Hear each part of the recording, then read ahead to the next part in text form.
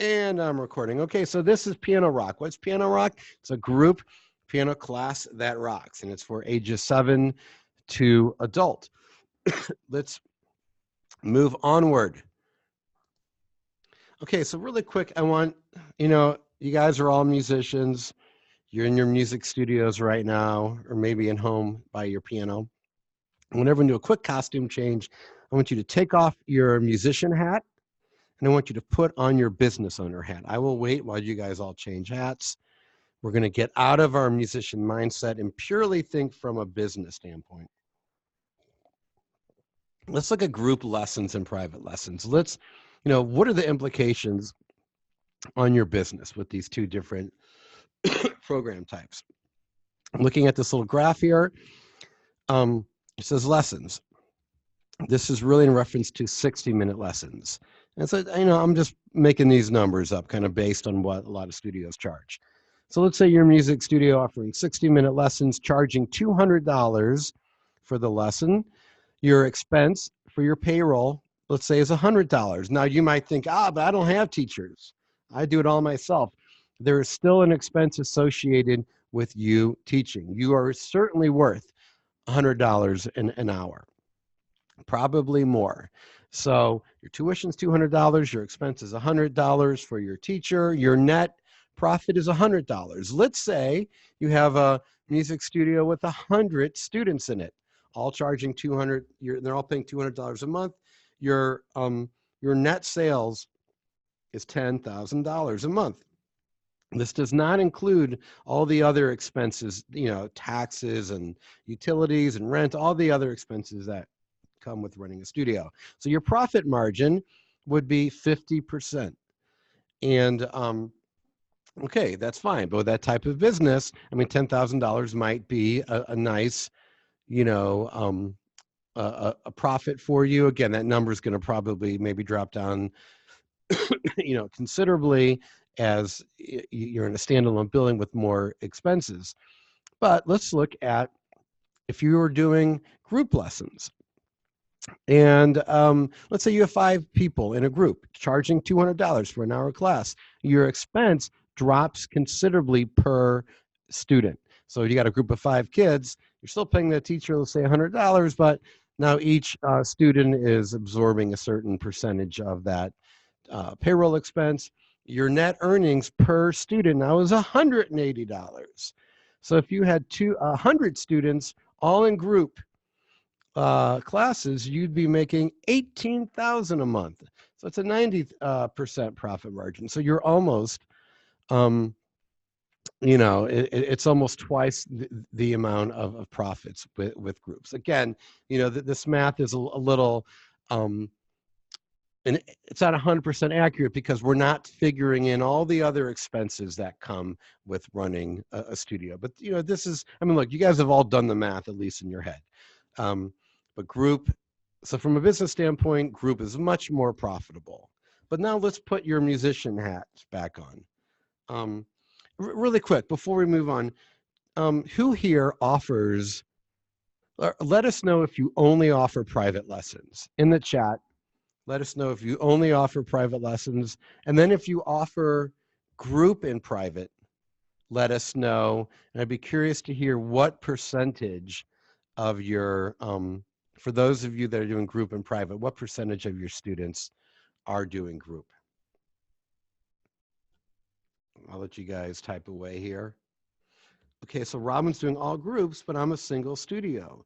Okay, see, I love that model, Robin, of just, I think that your model is potentially more profitable than a studio that does private lessons, let's say with 200-300 students and a big cast of characters running the operation. I can't read this. My eyesight's terrible. I do 30 private a week and I have one group of 4 kids. Okay, so it sounds to me like it says N Repka. Looks like I'd be curious. Yeah, okay, so you'd be looking to expand more group. That's great. Laura G, is that your hip hop alias, Laura G? Group and private, but my only group from last year broke up. Okay, so you got a solid, private lesson base, and had to coordinate schedules for groups. So Laura G, are you doing groups right now, or is that group that broke up, did that put an end to your group programs, but you're looking to get into groups more in 2020? As you respond, I'm going to move on. Oh, here's something. Robin Black says it's significantly more profitable. I average 200 an hour. Uh-huh. Okay, so Robin, it sounds like my numbers I was working with, well, I was doing it per student. When you say 200 an hour, Robin Black, does that mean but you're doing groups, so you would be earning more than 200? No, no, no, no. I'm thinking 200 a month. Sorry. Yeah, so that makes sense. So, you got like 4 kids in the class. I got it. I'm a little slow here. Group and private. Okay. I'm going to move on, but I'll check back to see if there's any additional comments. Everyone puts their Elton John hat back on, and we're going to get back into musician mode. So group versus private. We look at it from a business standpoint. Groups are considerably more profitable, almost 2 times more profitable than private. But what's best for the child? That's, at the end of the day, you got to do what's best for kids, even if it means potentially make less money. You got to do what's in the best interest of the child. Here's some negative perceptions of group lessons, and please chime in if there's anything that you would like to add to this. I mean, think if you're a studio that, where you do private lessons and you have groups and you're trying to sell people in groups, what are some things that people push back on when you tell them about the groups? From my experience, sorry, I'm getting over a cold here. From my experience, people perceive group lessons as being of lower value. And I think music studios buy into that idea, and they charge less for group than private. In the chat, let us know what you charge for private and what you charge for group. And I'm be curious to see how you guys are pricing it. But people perceive group as lower value. And why? Well, there's less one-on-one time. It's less individualized. There's that skill discrepancies in the group slow the class down. The progress is slower.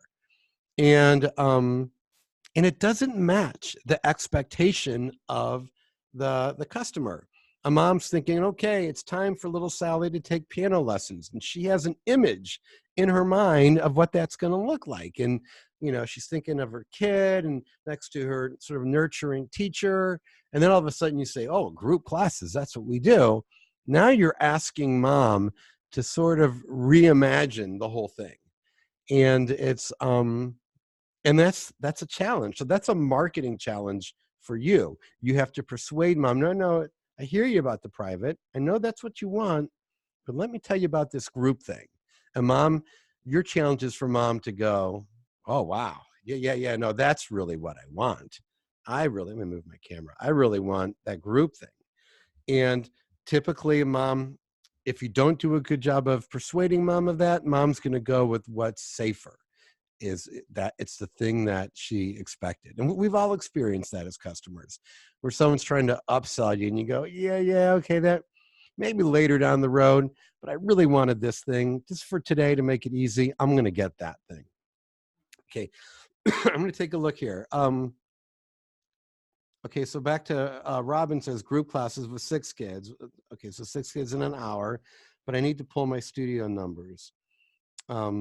Because I'm only teaching 5 hours a week. Right, so if you taught 5 hours a week, all group, that would be really amazing. And also pricing is going to be an issue for you. With that limited time, then I would go with a premium rate on your lessons. Laura G says, I charge what's this? I charge 2/3 my private rate. 2/3 my private rate. Oh, for group, Laura? Okay, so that's if you're charging less for group, it's a signal to the parent that, well, this really isn't as good as the private, which is, if that's how you feel about it, then that's how, That's fine. But imagine if you were charging the same, and imagine if people were like, oh yeah, we'll totally, pay $200 a month for that group. For private, I charge, this is from N to Repka. I'm not saying that right. N to Repka, what is your name? I'm dying to know. Let me go back here. So for private, you're charging 155. That's nice for 30 monthly, 60 for, and then for group, you're charging 130. So you're charging a little less for group. 100, this is 120. This is from Janelle, 120 for private, 30-minute lessons, 90 for group. So a considerable drop. Oh, and it's longer. Interesting. And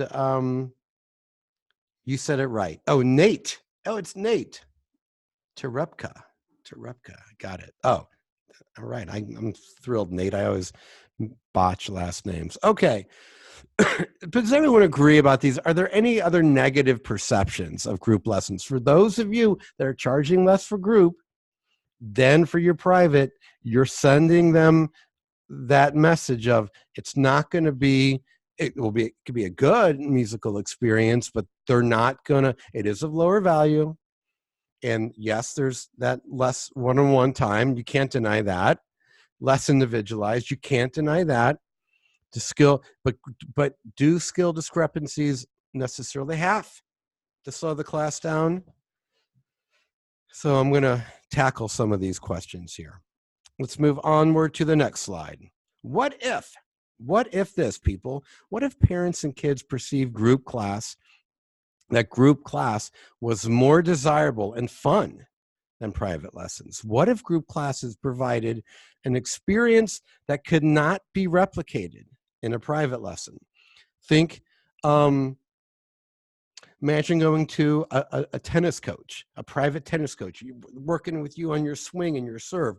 That's great. You're going to be fine-tuning skills with that coach, but that coach will never be able to fully replicate the dynamics of an actual tennis match. What if we can do the same in music, where the private lessons is great, and that's where you really do some intense skill building and fine-tuning and very individualized. But what if you could say to your students, but I can't provide for you in this private lesson another experience that our group class has to offer? And what if recitals were turned into entertaining concerts? That's the key word, is entertaining. I've held a lot of recitals in my days, and I cannot say that any of those recitals were entertaining. They were emotional, full of moments of pride, and the parents enjoyed it. And there were some nice musical moments there, but it wasn't there to serve a purpose of entertainment. It was there to spotlight and feature children. But what if a recital turns into a concert? That has a whole other set of implications. And what if group classes created a social experience that was built on teamwork? Now, I've seen group piano classes where there's, maybe kids are privately doing their things, maybe individually, or as a group they're playing together. And then there is a certain amount of teamwork and a certain amount of social interaction now that comes into play. But what if your group piano class performed as a group piano class? That takes it to another level. Let's move onward. Anything going on here in the chat? I don't have recitals. I have piano parties. Interesting. It's completely different by design than the formal. I love that. Right. Recitals tend to be boring. And as a result, I did my recitals in 45-minute blocks because parents don't want to have to sit there and endure all that. What if, like Robin is saying, what if your recital, your performance, concert, whatever you want to call it, is something that people really enjoy being there for the whole time for? And the word piano party has a whole nother set of implications. It also implies that liquor is going to be served. But, that probably isn't happening at Robin's studio. Here's what would happen to your studio if people perceived all these what ifs, if your classes were perceived as fun and a unique experience that can only happen in your class. Your payroll expenses would decrease, and that really applies to those of you who do private and group. Your retention would improve. It would improve because people are looking at piano, they're grading that as, say, maybe an 8 in terms of fun factor and excitement. And they're looking at your group class and going, oh, that's a 10. So your retention would be better. You would no longer have to rely on a high volume business. Private lessons, to be profitable, you need a lot of students. Even in that model there with 100 kids in it, $10,000 a month, it's not a lot of money when you look at all these expenses that start coming into play with, having your own building. And your business, as a result, would be more profitable. So all very attractive things. If anyone has any questions or any of this seems at all controversial, let me know. I'm always up for a little bit of controversy. Introducing Piano Rock. All right, so Piano Rock is this new program that I've developed. I hope you all got to hear the audio example. Actually, I just started teaching the program, and I've got 4 kids in it. They really love it. I've got them up and playing. So let's look at what Piano Rock's all about. Piano Rock is a 60-minute group piano class that allows kids to perform as an all-keyboard rock band. Kids are taught the practical skills needed to play pop and rock songs from a chord chart and improvise in a jam session. Students are strongly encouraged to practice. Here comes the controversy now. They're encouraged to practice, but it's fine if they don't. They can still be in the band. Now that's controversial. They have to practice, right? They don't have to, and you're going to see why in a minute. If any of you, I don't know if there's any Kids Rock licensees or Junior Rockers licensees on this webinar, but this is very consistent with what those programs are about. Each song contains 4 separate piano parts, and we're going to look at those. And each part accommodates both the complete beginner, so the kid who can't read, who can't play. The class that I taught last week, they couldn't read, they couldn't play. And it also accommodates the more advanced student. Children who practice will simply play the more advanced parts. And let me tell you, and I've seen this, especially with Junior Rockers, there is nothing like getting a group of kids together and saying to them, guys, next week at practice, here's what we're doing. We're going to work on the chorus. They come back next week. I don't ask them who practiced. Guys, we're going to work on the chorus now. That creates a lot of positive peer pressure. Now they see the kid who didn't practice sees the kid who did practice being a little more successful, moving up to a more advanced part, possibly. And the kid goes, I want to play the more advanced part. Well, you got to practice, kid. And I get calls all the time. The mom's like, how come my kid's always playing piano 1 and never piano 2? Oh, well, I get the sense that your kid's not practicing, and that's fine. It's totally fine. But if Johnny wants to play piano 2, he's going to have to practice more, or he's going to have to start practicing, or he can start private lessons with us as well. But it's okay if he doesn't practice. But if he wants to play piano 2, now he's got some motivation. So a little positive peer pressure goes a long way. Okay, let's move onward. Piano Rock includes, and this is what comes with Piano Rock, songbooks. So the kids get songbooks, an operations manual, which we're going to look at, drum, bass, and guitar music for accompaniment. So let's say you're running your business out of your home and you're just doing piano. Well, then that drum, bass, and guitar music isn't going to mean anything to you during your classes, but for concert, maybe you've got a friend who plays drums or a friend who plays guitar. They can round out the sound. There's also backing tracks that are used in the class, and you can use that in concert as well. The backing tracks will have drums and bass and guitar. We'll also provide you with marketing materials. For any of you that have Kids Rock or Junior Rockers, you have a really a lot of the marketing is going to be email and phone scripts for how to sell the program. because that's going to be key. People, if you're going to offer piano rock, people are going to be calling and saying, I want piano lessons for my kid. Okay, now you got the challenge. Now you have to say, Mom, I understand what you want. I understand the results and the benefits you're looking for. And the best way to get it is through our program called Piano Rock. Let me change the slides here. Anything going on in the chat? Okay, now we're looking at an actual song 1 from the Piano Rock Songbook. Let's take a look at how this all goes down. The numbers are cut off on the left, but you see there's 1, 2, there's 4 different parts. Piano 1 typically is just chords, and you see there it has flat head notation. If you're a jazz musician, this is probably very familiar to you. If you're a more traditional classical musician, this might be foreign to you. All it's saying is play quarter notes in the right hand, play chords, a C and a D minor chord, and in your left hand, either play a root note, whole note, or play, some, like maybe a root and a fifth. So it's really giving you a very general guidelines. Now, let's say you're a classical musician and you can't throw out chords quickly. Don't worry about it. The operations manual is going to show you how to do that. Piano 2, the next part, is identical to Piano 1, but now there's some bass movement. Now we're going to talk about, well, wait a minute, these kids don't know how to read. How are they going to play that? We'll get to that in a minute.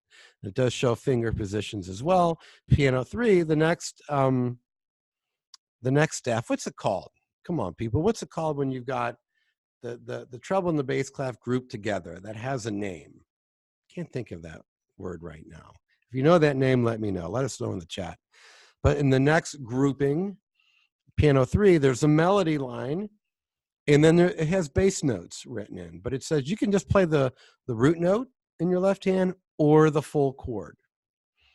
And Piano 4 talks about improvisation, which is a big part of piano rock.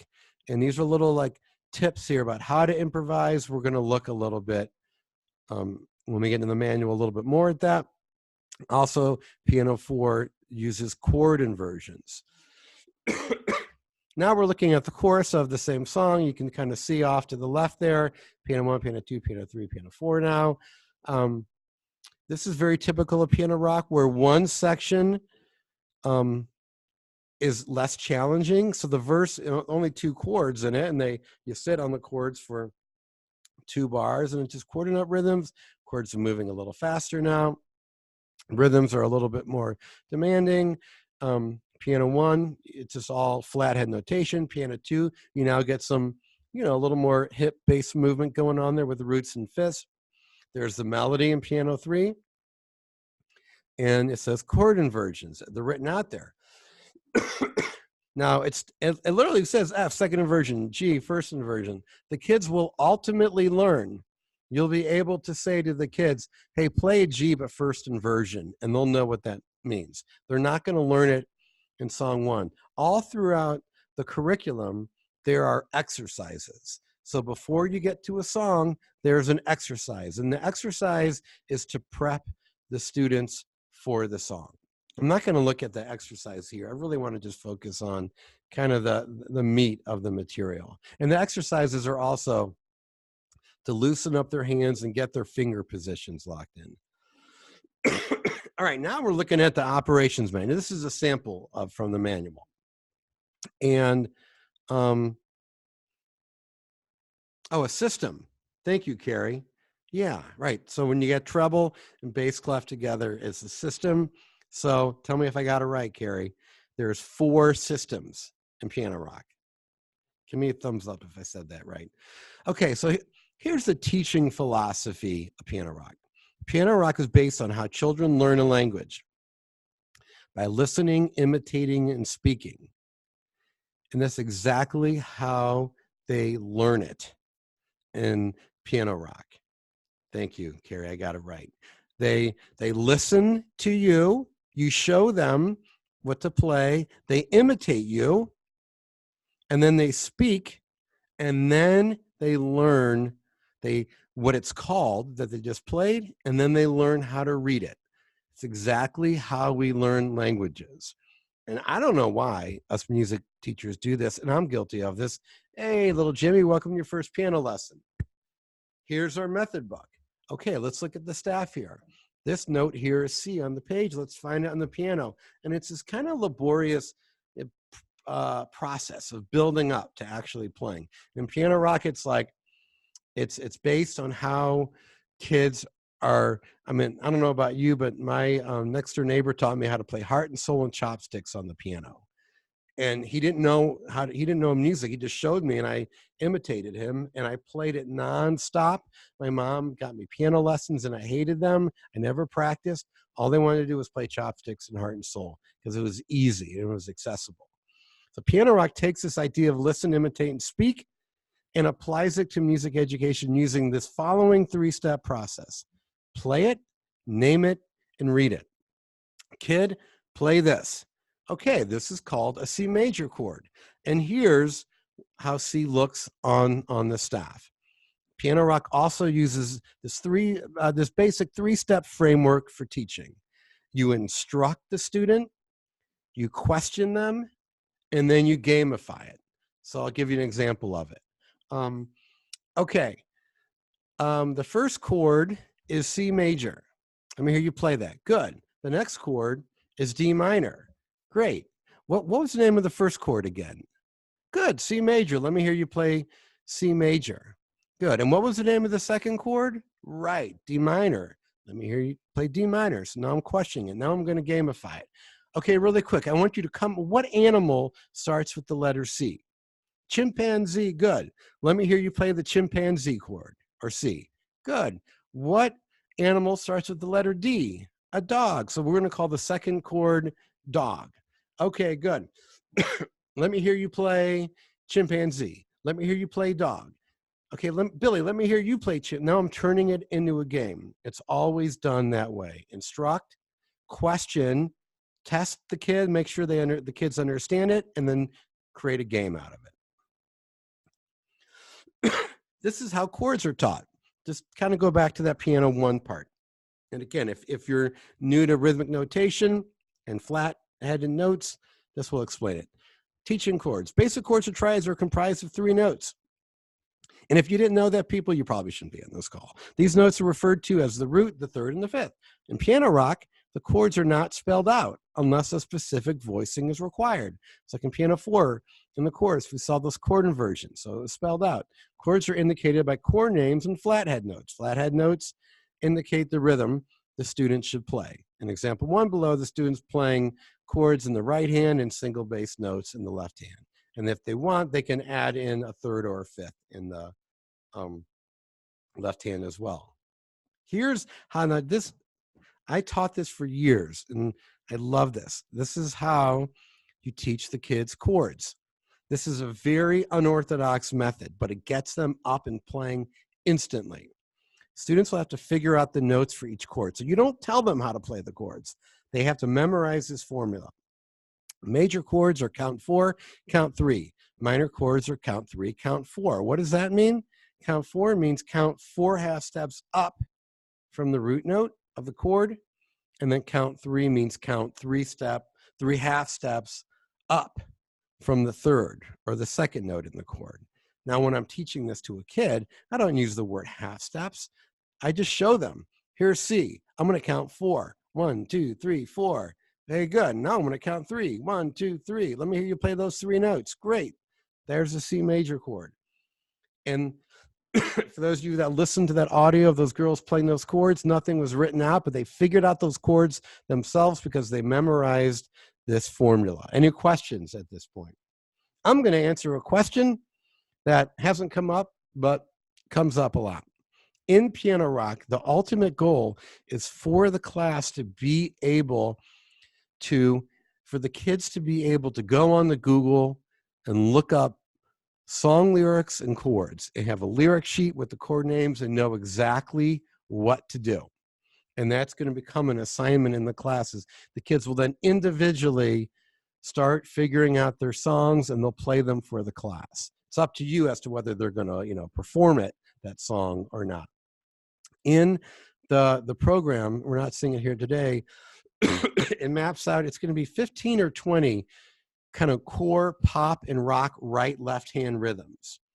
So if your students know how to build chords and they know these basic right left hand kind of comping rhythms that are common in rock and in pop music, they can pretty much play any song.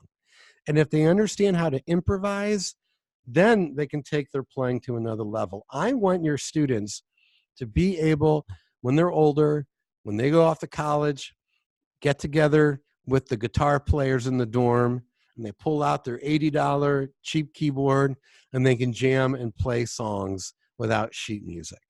The ultimate goal is for these kids to be able to play without sheet music. What I have found is that piano players are amazing sheet music readers, but they don't know how to improvise, and they don't have the ears that the guitar players are terrible readers, but you can call out chords and they got them and they know how to improvise well. And I get it. It's kind of a thing. A part of it's sort of the history of the instrument. The guitar is a relatively new instrument in terms of it being a part of pop culture, whereas piano, there's a much richer and deeper history there. So that's what I want for your kids, is I want them to be able to be social with the piano. And the digital keyboard has allowed the keyboard to become mobile, and that there's no reason why a kid can't run across the street to his friend's house with his little digital keyboard.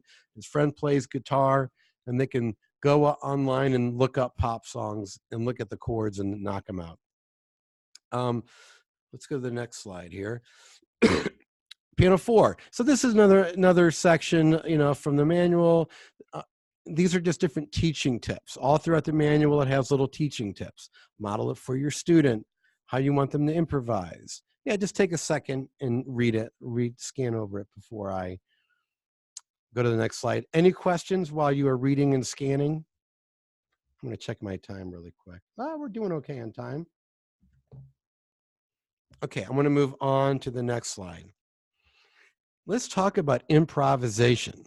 Look, improvisation is developing your voice as an improviser takes time. But if you stick with these guidelines, you can get kids improvising and sounding pretty good within just one class. So you use the notes indicated in the first 4 measure, a piano 4. So it just goes, these are the notes the kid's going to improv with, and it's always 4 notes. Have the student improvise in the order below. The measure lengths indicated below are just a suggestion. So this isn't like a firm rule, but it's a reference point. And then model it for your students. So you go to your 4 notes, teacher person, and you're going to make up melodies moving slower than the group. So like in this song 1 here, it's really based on this quarter note rhythm. So you're going to improvise starting out using half note and whole note rhythms with those 4 notes. You do that for a few bars. It's 4 bars. And then for 4 bars, after that, you're going to improvise playing as fast as the group, meaning quarter notes. Don't say quarter notes or half notes to these kids. They don't know what that means, but they'll get slower and they'll get as fast, and you model it for them. And then for a little more advanced kids, they can play faster than the group. In this case, eighth notes. But I always tell my students, start slow, play slower than the group, play as fast, and then ultimately play faster than the group. Play slower than the group. Yeah, and then this is a description of what that means. And here's all throughout the operations manual, there's scripts of like, here's what you can say to get this idea across. Some of these scripts are like a page or so long. Here's a little sample of it. All right, everyone.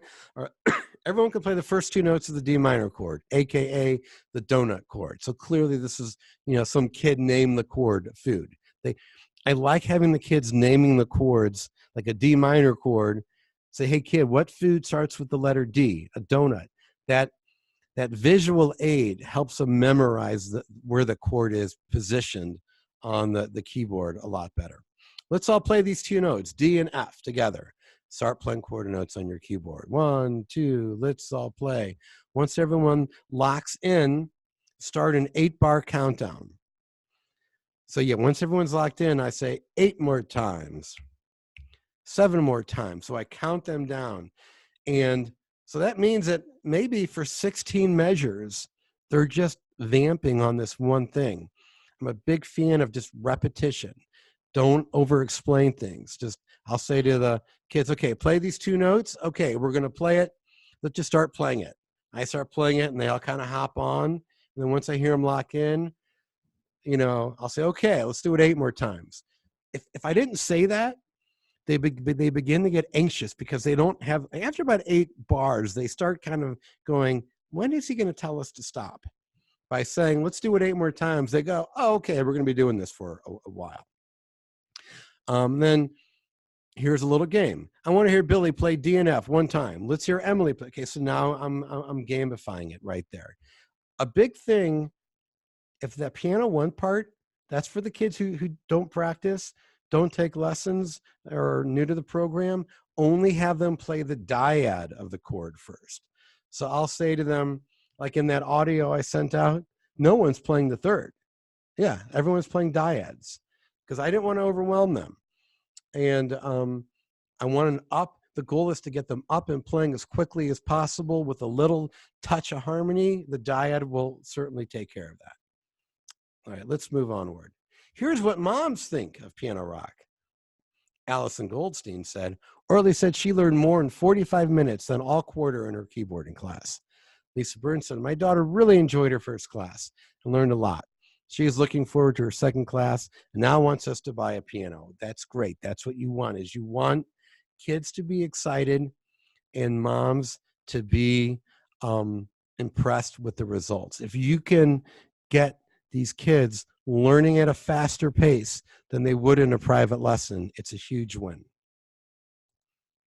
Limited time offer. So now we are to the offer portion of the webinar. I'm going to move my little video over here. So this Piano Rock is a licensed program in that you pay a reoccurring monthly fee for it. And when I'm releasing next month is the beta version. I'm going to ship out just enough of the program for you to get your program going, get your marketing going, and having the training materials in place for you. It's $180 a month. So really, one student should cover your licensing fee. It's going to go up to $220 a month for the non-beta version. All of my licensing programs are $220 a month.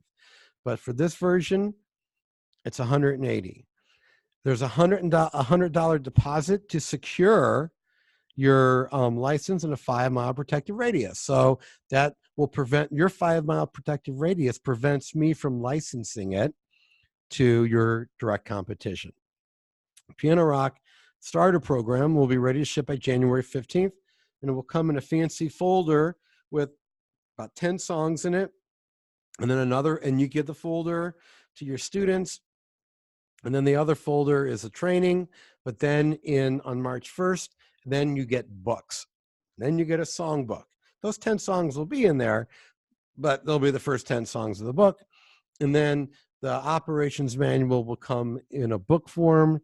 There will also be, I'll be recording in January and February the backing tracks. Right now, the backing tracks are just going to be drum beats. Ultimately, the backing tracks will be drum beats with the bass and a guitar accompaniment. So your kids in class, say you got 4 keyboards, and at this point, I would start with 4 keyboards, add a 5th once you get comfortable with it. You got 4 kids on keyboards, and then you got these backing tracks plugged into a speaker, and that's what they're playing along with. So the Piano Rock program, the starter programs will ship on the 15th to you. Piano Rock, the complete, will ship on the March 1st. Whoa. And I'll give you a 100% refund if you're not pleased with the program after 30 days of running it. And this offer expires on the 23rd, so that's Monday. And if you go to this link here, DaveSimonsMusic.com/offer, You can take advantage of the offer. There's also a calendar there where you can schedule a time to talk to me if you have any questions. So that is Piano Rock. I am now going to open this up. I've now opened the Q&A portion. You can ask questions in here. I'll answer them. Any questions?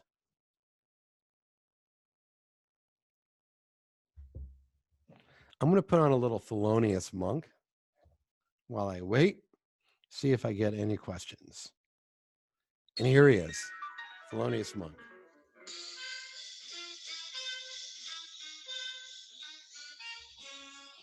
How many sessions would it typically take for students to go through the whole course? So I would think of this, well, first of all, there's going to be about 20 songs in the book, maybe more. From what I'm seeing with the kids currently in the program, they're moving at a slow pace. So I would say I would put Piano Rock on the bill at your recitals or your concerts. And,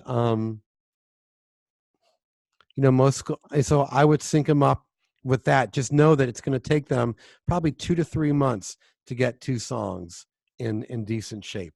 Laura G, let me know if that answered your question. Robin Black says, are these songs that you have composed, or are you using songs that are popular? So everything that I'm writing here, great question, Robin. Everything I'm writing here, yeah, I wrote for the program. So for the kids right now in my program, I said, look, the goal here is for you kids to be able to learn and play the music that you're listening to, and their eyes lit up. I said, but for the first 5 classes, we're just going to work out of the book.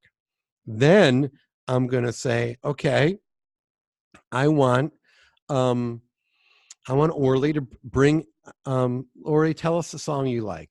Oh, I like this Bruno Mars song. Great, I'll pull it up. All right, guys, the first chord of Bruno Mars is G minor. Everyone, let's hear G minor. And I'll have the class, map out the chords and then go, Orly, I'm going to check back in with you next week and see if you'll play this Bruno Mars for the class. So they'll perform it as a solo thing. Now, because I think things could get, if you start saying to the kids, okay, let's all pick songs for the group to play, World War III will break out. But if you come in and say, like Let It Be, for example, that's a great one for the whole class to play. So I think there'll be a combination of the class will eventually, once those skills are developed, the kids will then spend half of the time working out of the book in the curriculum, and then the other half working on a pop song that either you've chosen or kids are going to kind of model for the class. And then you can decide on your own, okay, yeah, this Bruno Mars song, I think this would really work well for the class. I hope that answers your question, Robin.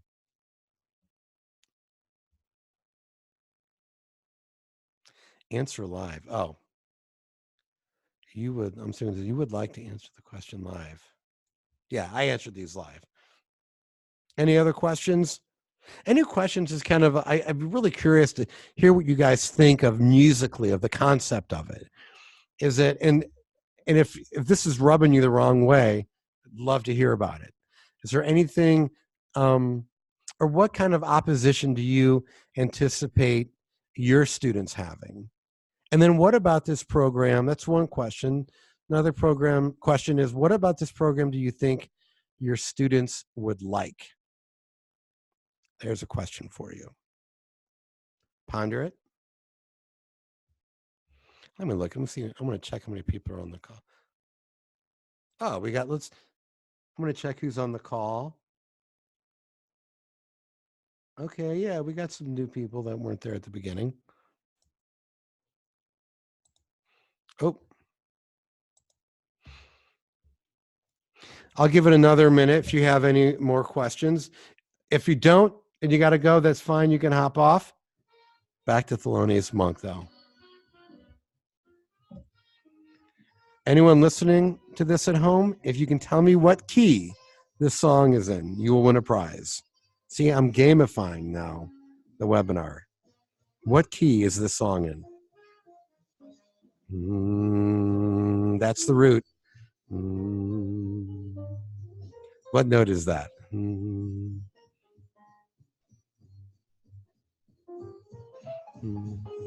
Come on, someone's got to give me that root note. You're not allowed to get off till you tell me what key this is in. Oh, look at this. Okay, if we get it now with the beta, with the price raise, that's G sharp. Someone go to their piano, check that G sharp. I don't know. I'm kind of glad I don't have perfect pitch. If you get the beta version, you're gonna for a year, you'll be locked in at that rate. You will be subject to change to increase after a year, but no way would it hop up to 220 in year two.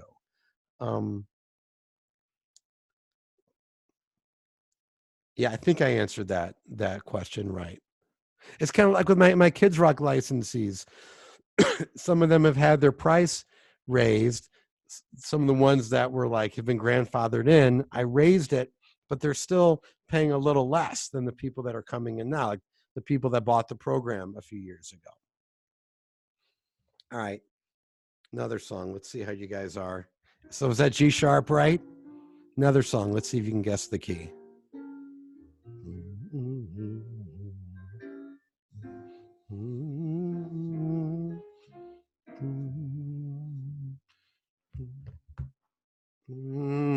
I think is the root.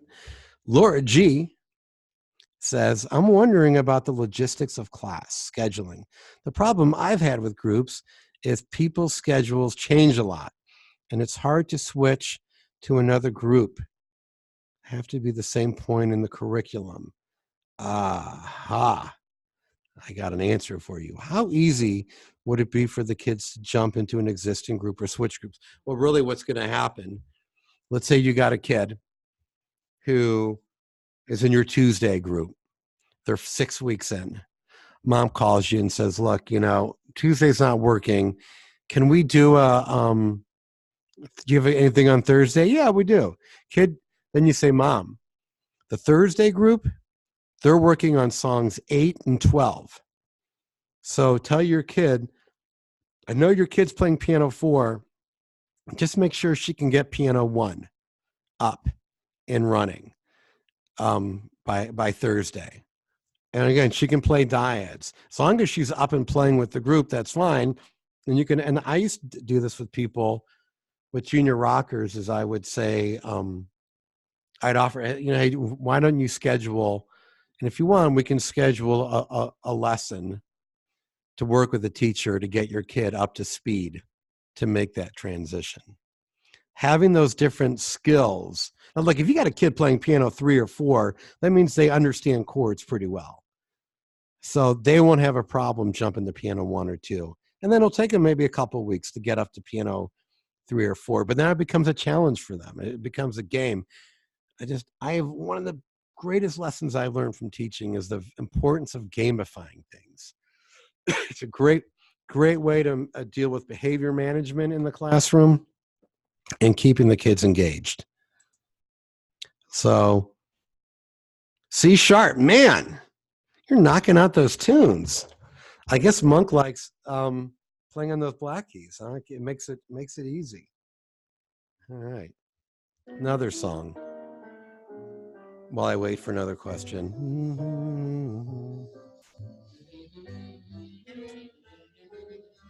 Okay. Question here is, would it be possible to run Piano Rock in a 45-minute slot? Totally. I started it at 45 and I've raised it up to 60 minutes. It's going to impact your pricing, but yeah, I think it's totally fine. Totally doable. What I did with my 45-minute class is I only spent, and we didn't look at them, but there are these warm-up exercises that they do before you jump into a song. And I limited my time on that. And now that I'm increasing it to an hour, I can dig in a little bit more to those warm-up exercises. Because the warm-up exercises are really about getting those kids to get the right finger positions right. and a lot of repetition. So they do these little 4-note scale runs, and they play bass notes, and they're moving the bass notes, and the bass notes are reflecting the bass movement in the song. You could do a 30-minute class and then just, cut out the warm-ups. I mean, you can really get creative with it. But I think an hour, 45 minutes is really good. Whoa. Any other questions? There we go. We're back. All right, back to ear training.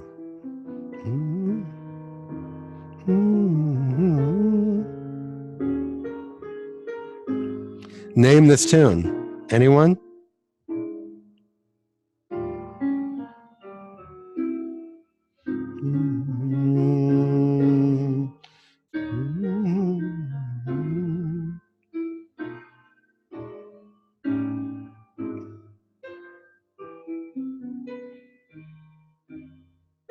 Anyone know the song?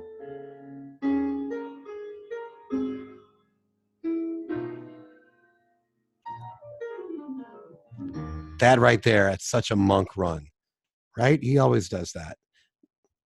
All right, any more questions? If not, then I will end the webinar. Again, DaveSimonsMusic.com/offer, where you can go and you can schedule a call with me. I can ask you more questions about the program. It's where you can enroll for the program.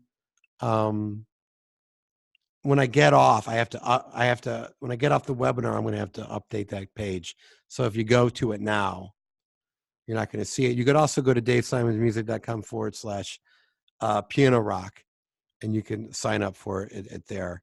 I'll be looking out for you guys.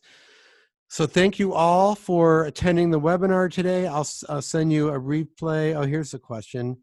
Can a teacher put their license on hold? For example, take the summer month. Oh, yeah. People do that with, so I do that with Kids Rock. So what we would do is you would pay your first month, and that would hold your radius. But I would only do it. I'm not going to commit here as to how long. Typically with Kids Rock or Junior Rockers, I'll hold it for 3 months. So like someone would say, "Hey, I want to launch this thing in March." Okay, fine. You launch it in March. I'll give me your first month. I'll even send you the program now, but don't launch it until then. And then what you could even do, Laura, is say, you know what? I'm going to launch it a month early. You reach out to me. I just go back into your license and change your start date, and you're up and running with it.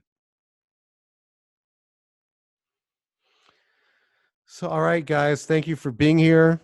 I hope you're warm wherever you are. I know we've got Hawaii and Florida on the line. I don't want you guys bragging about your sunshine and your palm trees, okay? Because we don't have that here. No sunshine, no palm trees, but lots of snow.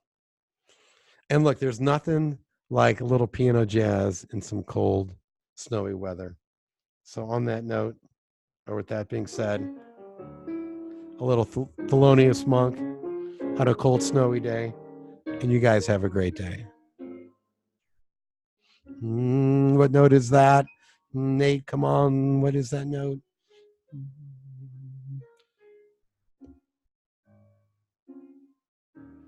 C sharp again. He loves it, right? Nate, are you doing that by ear, or are you going to the piano and checking? And is that C sharp major or minor? Piano salad. No, that's good. People that have perfect pitch are cursed. C sharp major or minor? I think it's minor, right? Oh, major.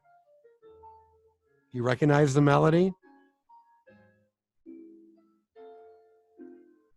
I mean, it sounds like it right out of a show tune.